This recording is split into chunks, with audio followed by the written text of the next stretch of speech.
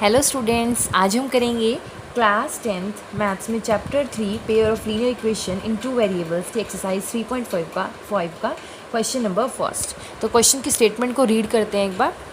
Which of the following pair of a linear equation has unique solution, no solution and infinitely many solution. मतलब किन किन जो linear equations दी हुई हैं हमें नीचे, कह रहा है किस किस के पास यूनिक सोल्यूशन है, नो सोल्यूशन है या फिर इन्फाइनेटली मैनी सोल्यूशन है। आगे कह रहा है in case there is a unique solution find it by using cross multiplication method. अगर किसी के पास यूनिक सोल्यूशन है तो ही आप उसका क्रॉस मल्टीप्लिकेशन मेथड से सोल्यूशन को फाइंड आउट करेंगे। तो हमारे पास फर्स्ट क्वेश्चन के 4 पार्ट है, तो फर्स्ट क्वेश्चन का फर्स्ट पार्ट हम लोग करते हैं। एक बार हिंदी मीडियम से भी रीड कर लेते हैं।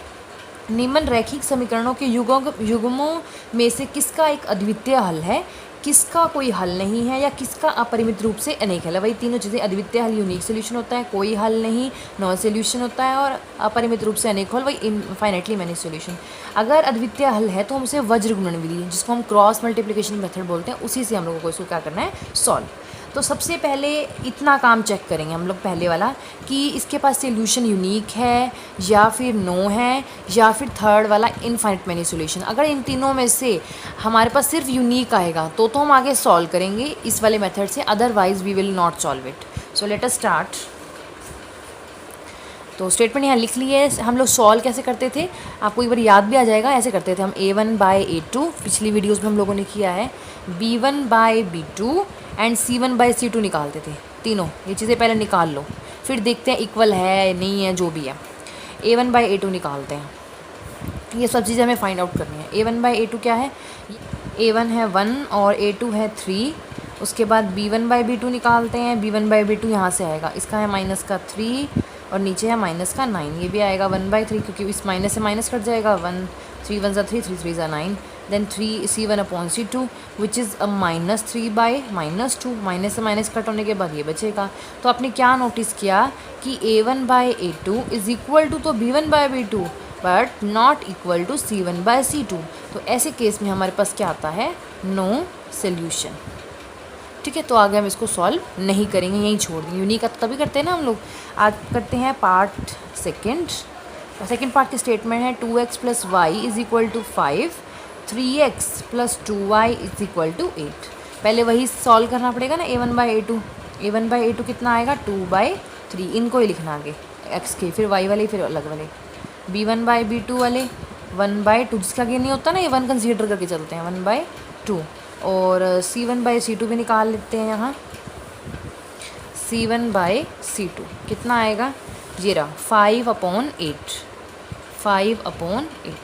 अब मैंने देखा कि a1/a2 तो आया 2/3, b1/b2 और c1/ ये आया 1/2 और ये आया 5/8। कोई भी इक्वल नहीं है, हमें तो मैंने इसको देखना है। अगर a1/a2 is not equal to b1/b2, third तो मतलब ये तो चलो है ही नहीं इक्वल, यही दोनों इक्वल ना हो ना, तो हम उसको बोलते हैं यूनिक सॉल्यूशन मतलब अद्वितीय हल। अद्वितीय हल का मतलब कि यूनिक, इकलौता एक ऐसा सॉल्यूशन है जो उसका होगा, इसके जैसे और नहीं हो सकते। ठीक है, अब हम लोग यूज़ करेंगे यहाँ पे क्रॉस मल्टीप्लिकेशन मेथड या फिर वज्र गुणन विधि। नाउ लिख देना, now we will apply here cross multiplication method. In Hindi you can say वज्र गुणन विधि। हम यहाँ पे वज्र गुणन विधि का प्रयोग करेंगे। तो वो क्या आती है वज्र गुणन विधि में, मैंने आपको याद दिलाया था। तो स्टेटमेंट उतार लिए, 13-12 का रूल लगाएंगे, यहाँ पे लिखेंगे x, y और 1। अब ध्यान रखना है आपने, जो ये स्टेटमेंट जब हम क्रॉस मल्टीप्लिकेशन का मेथड लगाएंगे तो ये जो स्टेटमेंट इधर वाली है ना, साइड वाली, इक्वल के इधर साइड लिखा हो, इसको पहले आप इधर लेके आइए। तो उसको सही करके लिख लीजिए 2x + y - 5 = 0। इसको लिख लीजिए 3x + 2y - 8 = 0। क्लियर।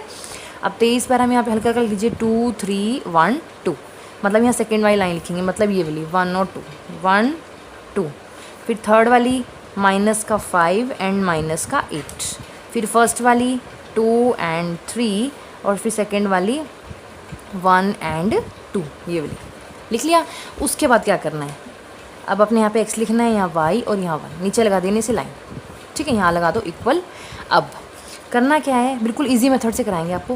पहले मल्टीप्लाई इसकी से कर लेना, कितनी आएगी, 1 की मल्टीप्लाई -8 से -8, वो यहाँ लिखा। फिर इसकी मल्टीप्लाई इससे करेंगे, वो लिखेंगे -15 यहाँ पर। फिर इसकी मल्टीप्लाई इससे 4, वो लिखिए यहाँ पे। इतना क्लियर। फिर सबके आगे लगा दो यहाँ पे माइनस, इतना क्लियर। अब इसकी मल्टीप्लाई इसकी इससे करेंगे तो -10, ठीक है। फिर इसकी इससे करेंगे तो कितना आएगा, -16। फिर इसकी इससे करेंगे तो कितना आएगा, 3। इतना क्लियर हो गया।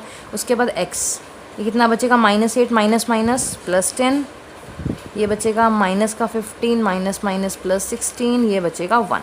इतना क्लियर हो गया। उसके बाद ये बचेगा 2, ये बचेगा 1 और ये बचेगा 1/1। इसको माने फर्स्ट, ये सेकेंड और ये थर्ड, ठीक है। तो हम पहले फैक्टर लेंगे कौन सा, फर्स्ट एंड सेकेंड, देन लेंगे फर्स्ट और थर्ड। तो फर्स्ट और सेकेंड यहाँ पे है x/2 और है y/1। सॉरी, फर्स्ट और थर्ड लेंगे हम, फर्स्ट और थर्ड 1/1। तो क्रॉस मल्टीप्लाई के बाद x की वैल्यू आ जाएगी 2।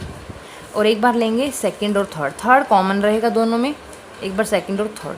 सेकंड में है हमारे पास y/1 ये लिखा हुआ, और थर्ड है 1/1। क्रॉस मल्टीप्लाई के बाद हमारे पास y की वैल्यू आ जाएगी क्या, 1। तो यहाँ पर फर्स्ट का सेकंड पार्ट कंप्लीट होता है। फर्स्ट के थर्ड पार्ट की स्टेटमेंट को हम लोग यहाँ पे उतार लेते हैं। तो आगे करते हैं इस क्वेश्चन को कंटिन्यू। सबसे पहले वही हम लोगों को यूनिक सॉल्यूशन या फिर नो सॉल्यूशन और इनफाइनाइट मैनी सॉल्यूशन चेक करना पड़ेगा, वो हम a1/a2 से करते हैं। तो a1/a2 निकाला हम लोगों ने फटाफट से, क्या आया, 3/6। b1/b2 निकाला, ये आया -5/10। c1/c2 निकाला, ये आया 20/40। This is 1/2, this is 1/2 and this is also 1/2। कटने के बाद आएंगे, क्योंकि 3 1 3, 3 2 6, माइनस से माइनस 1/2, ये भी 1/2। तो a1/a2 is equal to b1/b2 which is equal to c1/c2। जब तीनों इक्वल होते हैं तो क्या होता है हमारे पास, इनफाइनाइट मैनी सॉल्यूशन। तो हमारे पास फर्स्ट का थर्ड पार्ट यहीं ख़त्म हो जाएगा। क्यों, क्योंकि इनफाइनाइट सॉल्यूशन मैनी सॉल्यूशन में या फिर नो सॉल्यूशन में हम लोग आगे क्रॉस मल्टीप्लिकेशन मेथड नहीं लगाएंगे। तो अब करते हैं फर्स्ट का फोर्थ पार्ट। तो फर्स्ट का फोर्थ पार्ट करते हैं। फर्स्ट के फोर्थ पार्ट में सबसे पहले हम a1/a2 ही निकालेंगे। a1/a2 आएगा यहाँ पे है 1/3। फिर निकालेंगे b1/b2, वो कितना आएगा हमारे पास, 3/-3। ये भी -3, ये भी -3। तो 1/3 बचा, ये बचा 1/1, क्योंकि माइनस से माइनस कैंसिल आउट हो जाएगा और 3 से 3 कैंसिल आउट हो जाएगा। c1/c2 क्या बचेगा, -7/-15, माइनस से माइनस कैंसिल होने के बाद क्या बचेगा, 7/15। तो a1/a2 is not equal to b1/b2 and not equal to c1/c2। First दोनों इक्वल नहीं है, तो क्या है ये, यूनिक सोल्यूशन आएगा यहाँ पे, ठीक है। अब हम लोगों को निकालना पड़ेगा वही 23/12 के रूल। तो लिखेंगे using cross multiplication method and Hindi you can say वज्र गुणन विधि। सो स्टेटमेंट यहीं लिखी हुई है हमारे पास, सीधा यहीं से कर लेते हैं। पहले क्या लिखते हैं हम लोग यहाँ पर x, फिर लिखना होता है यहाँ पे स्पेस छोड़कर y, फिर लिखते हैं 1, फिर 23/12 2 हल्का हल्का यहाँ लिख देना, हल्का हल्का लिखना, बिल्कुल दिखना नहीं चाहिए, ठीक है। 23/12। तो सेकंड वाली लाइन हम लिखेंगे, ये सेकंड वाली लाइन 3 -3 और -3, वो आप यहाँ लिख दो, -3 और -3 लिख दिया। फिर थर्ड वाली लाइन ये है 7 और 15 माइनस की, 7 और 15 माइनस की, ठीक है।